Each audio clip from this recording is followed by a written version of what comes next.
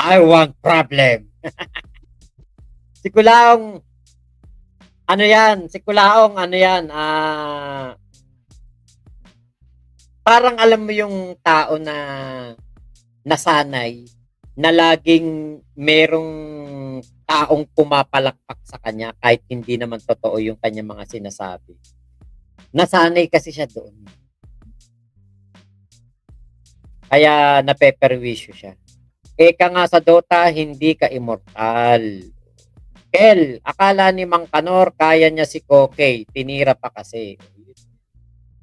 Yun ang akala niya. Diba? Navarro, ayun o, isang taon na hidwaan ni MG versus Norms, daig pa playoff sa NBA. O, Kuya Elmer, kaya nga makikita sa huling live niya, halatang pilit ang saya niya. Kung pagmamasdan mabuti ay itsura na siyang baliw. Yobs Bergantin, baka gusto ni Marbs na maging Viva Max ni Kulaong.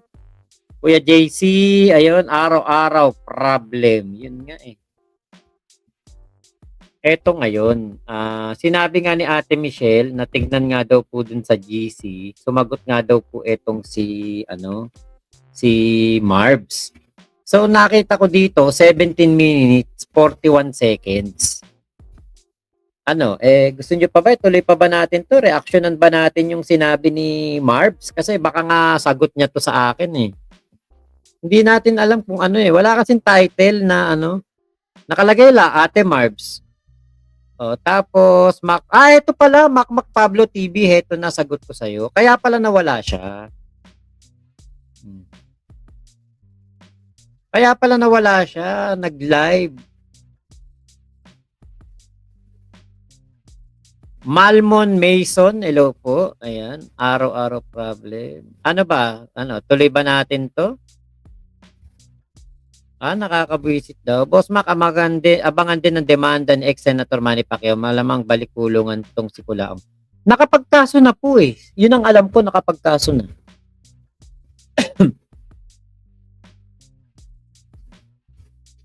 Ha? Lods, yung ginagamit ni Kulaong, yung word na Viva Max sa ano to? Walk ba yan? May bearing ba yun? Hindi ko po alam. Hindi ka pa inaantok, Ate Ira? Wala ka bang pasok mamaya? Anong oras na? Mag-alas 3 na. Tuloy na natin ang ma-high blood. Sige, ayan. Tuloy na natin ang ma-high blood. Para may idea na kayo, no? Ako wala pa eh. Ngayon ko lang malalaman eh. Sige.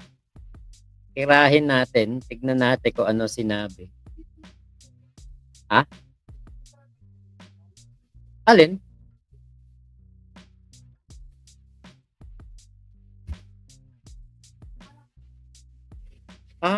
Baka yan yung pinabili mo nung nakaraan. Okay, eto. Okay, tignan natin kung ano yung kanya sinasabi dito. Iiyak ulit si Marbs. Nakalib ako 5 days. Wow! Okay ate. Oo, sige. Ayos yan para makapahinga ka at makaano ka. Okay. Salamat ate ha. Dito mo ginugugol yung ilang oras ng live mo dito mo sa akin ginugugol. Salamat. Ay. Marbs, ikaw ha? Na may reaction ka kaagad ha. Ngayon ako, alam nyo ha. Nung sinabi ni Ate Michelle na may sagot na si Marbs, cloud chaser ka talaga. I know that. Cloud chaser ka talaga. Yan ang tingin ko. Kasi nakapasok na siya eh. Nakapenetrate na siya eh. Nakilala na siya kay Bungo. Eto na. Mac Pablo. Nabanggit niya. Sabi niya, doon kay Mac Pablo, pag pumunta ako doon, block ako. Which is, nagsinungaling ka. Hindi ka naman nakablock dito eh, di ba, Ate Marbs? Ba't mo sinabi yun? Na nakablock ka dito sa akin.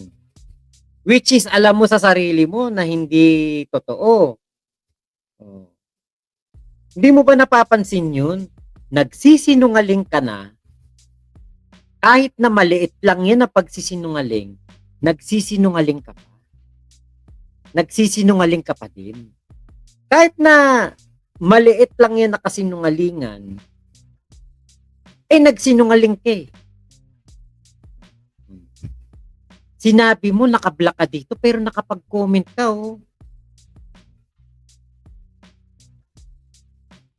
Pero, tingin ko, gusto mo talaga to. Cloud chaser ka. Hindi ka in love kay Kulaong. Hindi in love kay Kulaong to. Kasi, yung in love kay Kulaong, hindi ganito. Alam niyo, may na-in love noon kay Kulaong, hindi ganyan. Hindi naman nag-vlog noon eh, na-in love kay Kulaong. Asus nagpapapansin. What do you expect, Kuya Mac? Oh, hindi, ano lang to. Gusto lang nito for the content. Gusto lang nito na makilala, makapasok, makapenetrate. Kasi, wala namang siguro siyang ibang topic na pwede niyang puntahan o community na pwede niyang pasukan eh. Kaya, pagbigyan natin. Tignan natin kung ano yung kanyang sagot. Nako, yari ka sa akin. Yari ka sa akin dito. Kapag ikaw meron ka sinabi dito hindi maganda, yari ka sa akin. Kasi, sinabi ko pa nga kanina, concerned kami sa'yo. Concern ang ilan sa mga manonood sa'yo. Kapag ikaw may sinabi ka sa akin dito hindi maganda, bahala ka.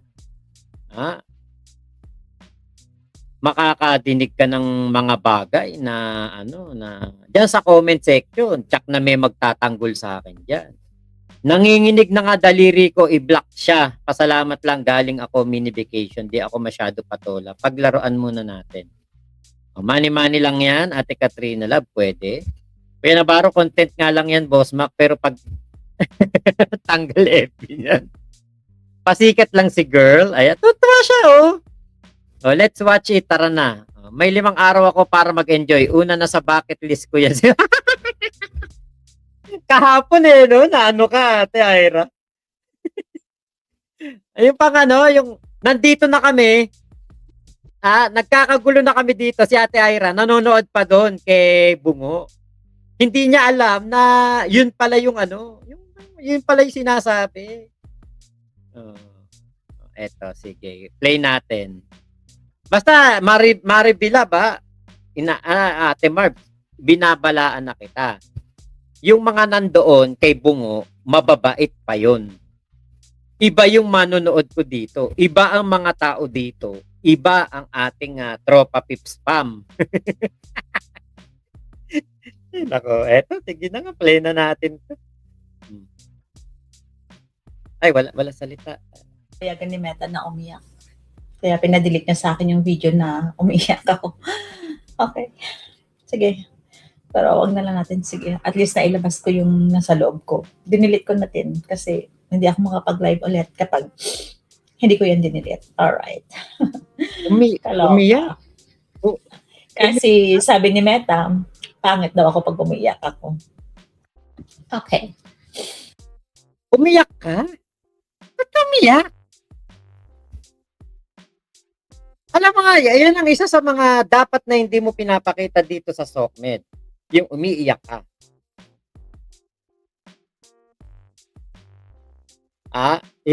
Eto, tandaan mo. Marbs, wag mo nang gagawin yan. Wag kang iiyak. Wag mo papakita sa SOCMED na umiiyak ka. Lahat ng emotions mo, pwede mo ipakita. Maging masaya ka, malungkot, natatai ka, nagugutom ka, nabubwisit ka, naiirita ka, pwede mo ipakita. Pero yung umiiyak ka, tandaan mo. Paul yan. Ibig sabihin, mahina ka. Ibig sabihin, hindi kaya ng damdamin mo yung ginagawa mo or maaaring labag sa iyong kalooban. Yang iyong ginagawa. Aba, ba't ka iiyak? Di ba dapat proud ka? Love mo nga si Kulaong Dapat proud ka. Kahapon guys, babalikan lang natin dito sa live ko. In-invite ako ni Bungo TV sa kanya pong live stream sa YouTube. And pinagbigyan po natin kasi maayos naman po yung pag-invite ni Bungo TV sa akin. At syempre, sinabi ko rin sa kanya bago mag-start yung live broadcast namin na as supporters of Francis Leo Marcos bilang supporter ni FLM, hindi ako pwede magsalita ng against sa taong pinapanigan ko. And we agreed that. Pero, grabe. Grabe, alam mo yung parang ambush interview ako doon na. May mga bagay na hindi ko pinapaghandaan. Pero nagpapasalamat din ako kasi narespeto niyo yung mga bagay na hindi ko kaya. Hindi ko kinaya. Hindi sa ibig sabihin na hindi ko kaya. Ayaw kong magkamali at saka ayaw kong i-tackle, ayaw kong pag-usapan o sagutin yung mga bagay na hindi ko nasakop. 'Di ba? Ganon. Okay. At nagpapasalamat din ako kasi naintindihan niya. Pero guys, grabe ang daming bashers. Grabe. Parang, alam mo yung lahat nandoon. Kasi, expect ko na rin yon. Kasi syempre sila, Bungo, sa ibang party sila, ako kay FLM ako. Syempre, ang nandun sa live broadcast ni Bungo, majority talaga, mga supporters nila yon. Kaya, sabi nila, sarado daw yung utak ko, nabobo daw ako. Okay lang. Kasi ganito yon. Ang sa akin kasi, I was there on... Kahit ano pa reason yan pag-iyak mo, wag mong papakita. Ate Marbs, wag mong papakita yan. Next time, kahit ano pa reason yan, kahit na nakagat ka ng putakte sa talukap ng mata mo, wag mong ipakitang umiiyak ka. Ito lang naman yun eh. Pumasok ka sa Lions Den. Channel ni Bungo, Antay-Kulaong, pumasok ka, Lions Den. Ano pa ba i-expect mo? Ano ba ina-expect mo? I-welcome ka doon na love ka ng mga manonood ni Bungo. I-welcome ka doon na parang ikaw ay prinsesa ng Cordillera na sasayawan ng mga tawag doon, yung mga agogo dancer.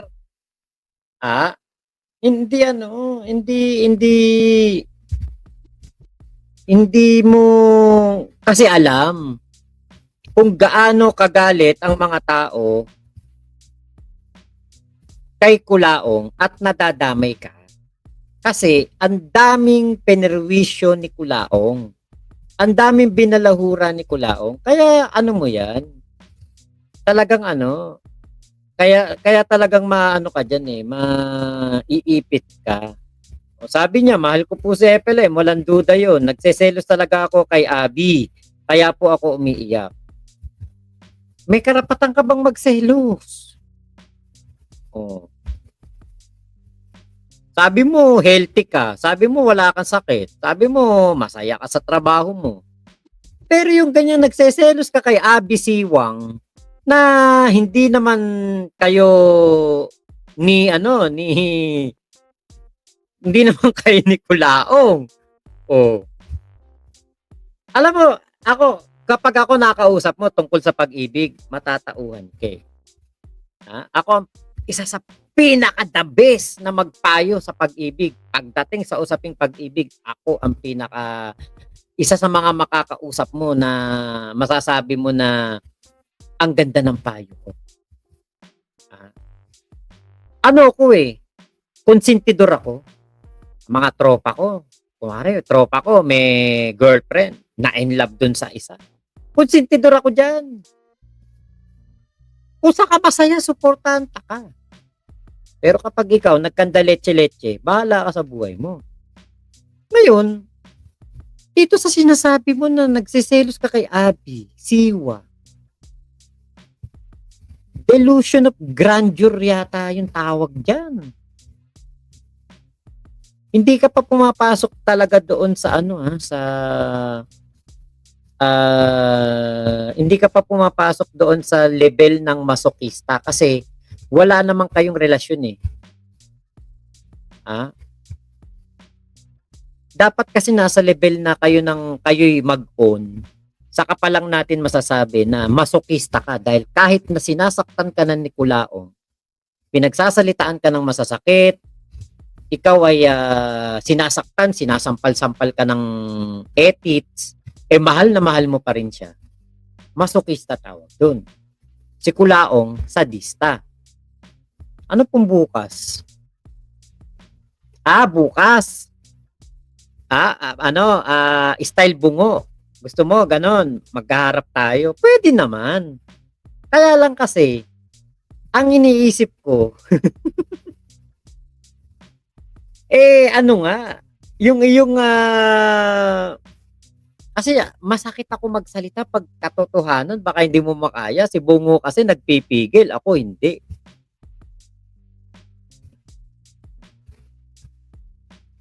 Pwede naman, 'di ba? Schedule natin. Oh. Tapos kapag okay na, schedule natin. Maghaharap tayo. Pero ang pag-uusapan natin yung pagmamahal mo kay Kulaong. Yung katangahan mong pagmamahal na 'yan. Kasi alam mo, hindi pagmamahal 'yan eh. Ayan na ate ko. Mac, wag na. Waste of time. Si Ate Ira, busalan mo ako, Mac, kapag bumalik dito. Maraming may ayaw sa'yo dito sa akin eh. Kay Bungo, marami ding may ayaw sa'yo. Pero kasi dito, yun nga eh, iba ang tao dito kay Bungo. Mga tao doon, hindi i-entertainin eh. Ako i-entertainin ko sila habang nasa taas ka. Kaya mo ba yun? Oy, Glenn Magramo, shout out. Kuya G, andyan pala si Kuya G, oh. Ano na. Pwede, siguro kontakin mo si Kuya Henry.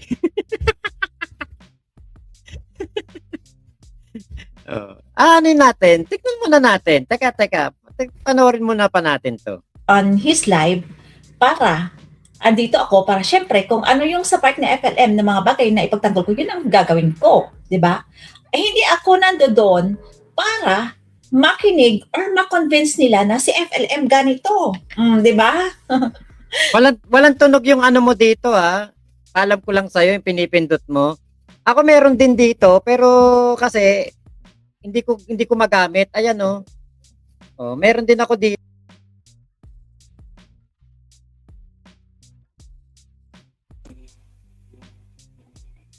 Huwag ka nang pumindot kasi walang sounds yun.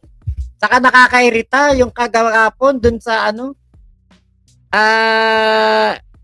usapan yun ni Bungo. Tapos pipindot ka na gano'n na tan yung kay Super Mario na sound effects. Wag mo na yun.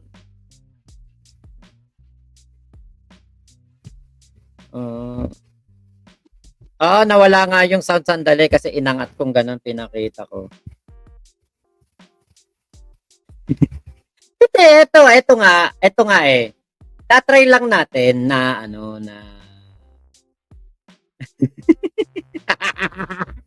Piyansan. Ate, ikaw, abogado ka ng sarili mo eh. Wala ka pa naman kaso, ate. Relax ka lang dyan, ate.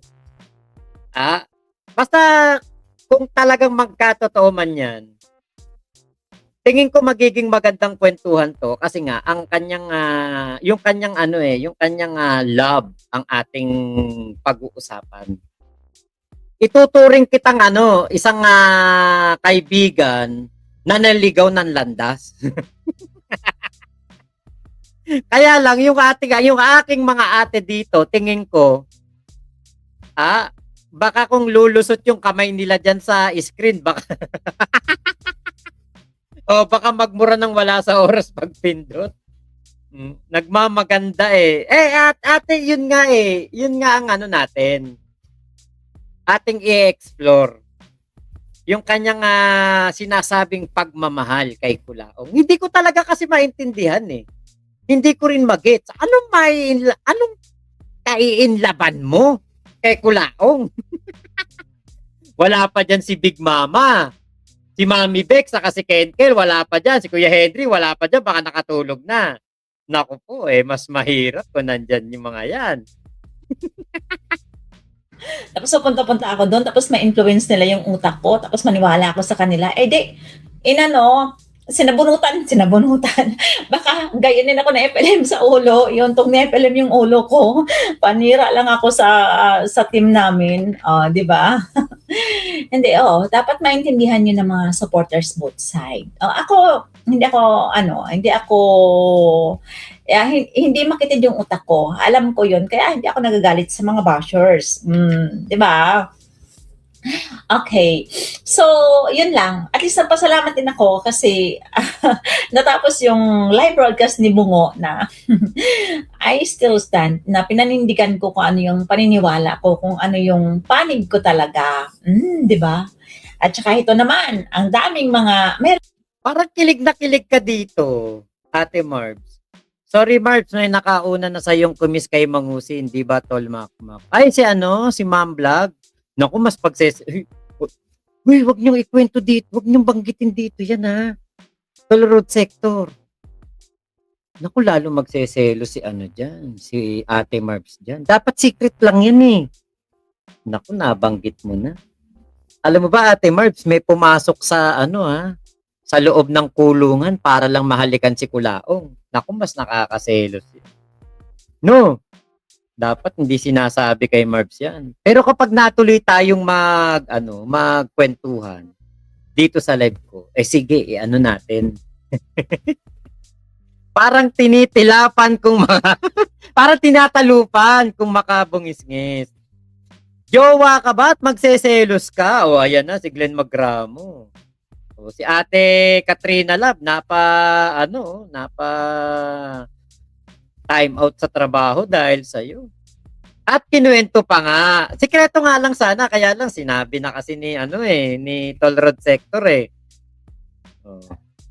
Si Ma'am Vlogs, nagkita na kami ng personal noon. Kapag tayo natuloy na mag-usap dito sa channel ko, ipapakita ko yung picture na yun. Naku, baka lalo ka magselos kasi nilaplap ni Kulaong yun. meron namang mga kontrapartido, no, na after the live broadcast, gumawa sila ng live reaction, no, sa aming usapan ni Bungo TV kahapon, no, at saka yun, pumasok ako doon sa live stream ni Makmak, pero guys, tahimik lang ako. Oo, tahimik lang ako sa live ni Makmak, nagmamasid na nanonood. Kasi ito malinaw na kagad dito. Ikaw, Marbs, hindi ka naka-block. Nagsinungaling ka dun sa live ni Bungo. Sabi mo, naka-block ka sa akin. Hindi ka naka-block. Ayan na ano na yan Clear na yan, hindi ka naka-block dito. di ba ka mamaya? Ano na naman ako ni Makmak? Ita-time out na naman niya ako. Mahirap. Time out daw, ita-time out daw. Ayun. Yan ang hindi ko na alam kung ikay na time out. Kasi kapag talaga dito, kabubuhan yung kinoment mo, time out ka talaga dito. Na. Asan ako?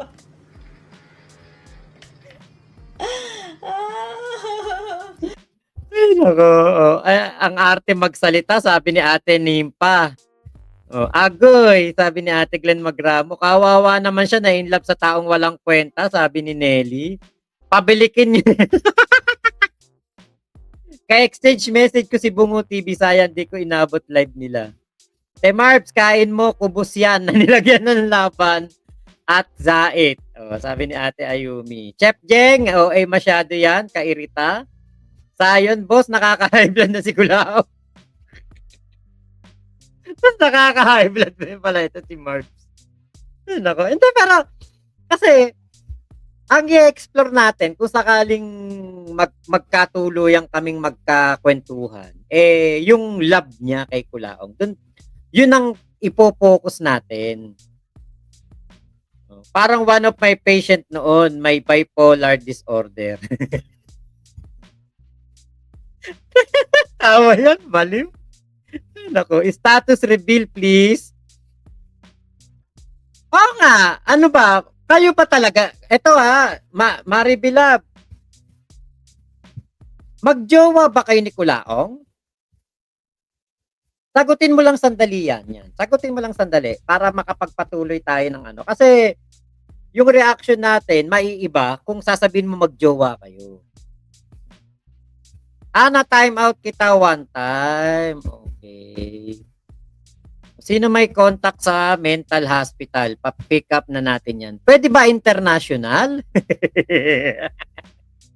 Alam ko hindi pwede. Parang dito-dito lang sa Pinas yun eh. Kung may kwentong barbero, etong si Marbs, kwentong kulaong. Oo, tumawa ka ngayon, Boss Mac. Oo, tumawa ka ngayon, Boss Mac. Hindi, sagutin mo lang. Kayo ba ni Kulaong? May relasyon ba kayo? Kasi nagseselos ka kay Abby.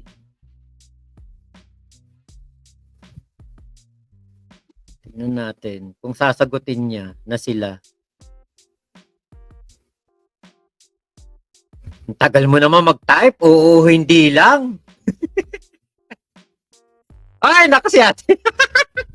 Ayan na. Nagising na. Nagising na. Nagising na si ate Macha Mochi. Hoy, dali na. Mag-reply ka lang. Kayo ba ni Kulaong? Pero kung ayaw mo sagutin, okay lang. Pwede naman na ano. Pwede naman na sagutin mo yan kapag umakyat ka dito sa akin. Mata-time out ka talaga kasi nga antay kami dito at pro ka. Kaya kung may nasabi ka, nakik ka talaga, te. Status lapag. Awa ng tawe, oh. Mukhang saya-saya, eh. Masarap ikutin ang buhok at itali sa post. Nakatira na rin. Macintosh at may nagmamahal pala kay Norman. Di pa pala natin nahihikayat ang lahat. O, di ba? Break na daw sila ni Norms. So maraming salamat po ha. Ingat po kayo. Nasaan mang panig kayo ng mundo. Momo, chup chup, love you. God bless us all. Pilipinas. God first.